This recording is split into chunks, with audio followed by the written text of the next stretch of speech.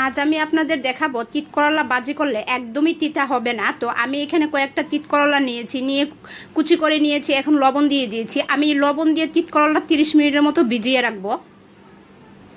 তো আমি চলে যাচ্ছি আবার কড়াইতে, পেঁয়াজ দিয়ে দিচ্ছি। তো পেঁয়াজটা হালকা একটু বাদামি করে নিচ্ছি। এখন আমি দিয়ে দিব কয়েকটা কাঁচামরিচ। কাঁচামরিচ দিলে ফ্লেভারটা অনেক ভালো আসে, এজন্য আমি কাঁচামরিচগুলো দিয়ে দিচ্ছি।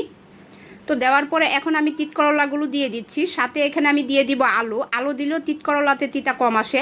তো আলুটা দিয়ে এখন আমি দিয়ে দিচ্ছি 1 চামচ হলুদের গুঁড়ো এবং 1/2 চামচ মরিচের গুঁড়ো। আপনারা যদি জাল বেশি খেতে চান তাহলে বেশি দিবেন, সমস্যা নেই। আমি এখানে অল্পই দিয়ে দিচ্ছি।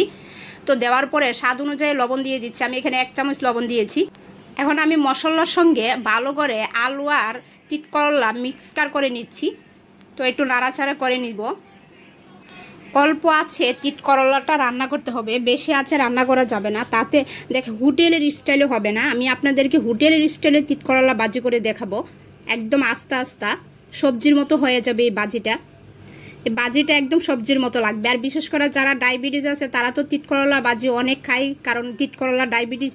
টোটাল আমি এখানে 7 মিনিট তিত করলাটা রান্না করেছি। এবার জাল দিয়ে দেখেন হোটেলের স্টাইলে একদম সবজির মতো তিত করলাটা হয়েছে। তো এবার একটু বেরেস্তা দিয়ে দিচ্ছি। হোটেলে সাধারণত এরকমই সাজিয়ে দেয়।